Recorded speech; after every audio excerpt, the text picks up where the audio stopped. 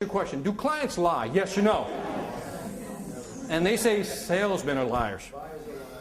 Buyers are liars. Everybody lies, right? It's amazing how it's always salespeople lie, but I found that it's true. I think clients lie the most. And the way they lie the most is not outright lies. I think they lie by omission. Who would agree with that one? Right? They just don't tell you everything. You wish they were honest enough to tell you, hey, here's the deal. Now, there was a study done.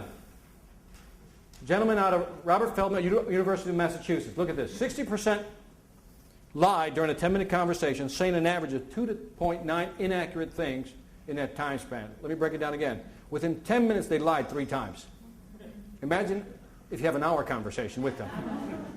Now, it's amazing that people lie. Now, people lie for different reasons. Now, let me ask you a question. Men lie to make themselves what? Women lie because you do.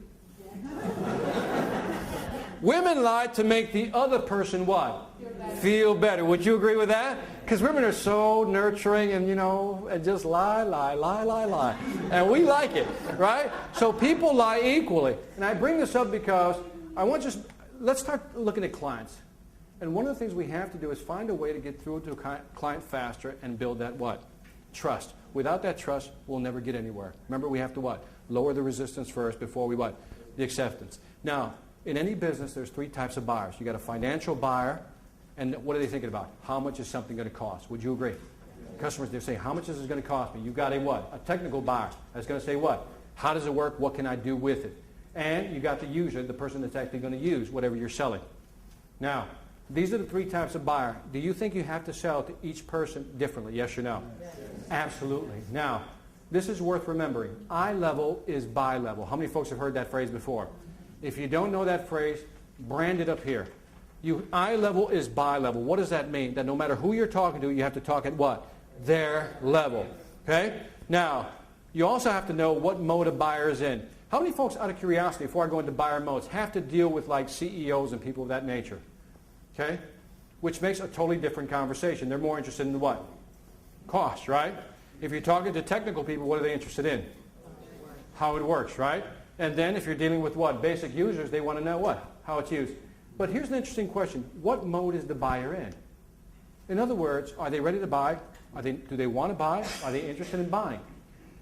Did you know there are 3 modes? There's complacent, there's concerned, and then there's opportunity right here. Let me go through all 3 of them. A buyer in a complacent mode is totally happy with what they have. Would you say that that's a tough sale?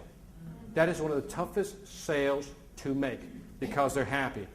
And again, when I had to deal with CEOs and CIOs and CFOs, those are the toughest people to deal with because they're always worried about what? The money and the impact. One of the biggest lessons I learned early on in corporate America was I was vice president of sales at a company called ADC Telecommunications up in Minnesota. I lived there for 10 years in Minnesota. Yeah, for sure, you betcha. All right? And so we lived in Minnesota, and I was vice president, and I wanted to get laptops for my sales force. I had 60 people, and I wanted laptops because they were all in the field. We wanted to get on the same software platform, blah, blah, blah. So I sent up my requisition, and the CFO, the chief financial officer, rejected my offer, the requisition. I said, I felt offended by this thing. So I flew up to Minnesota. I was living in Miami here, and I flew up to Minnesota. And I said, look, you rejected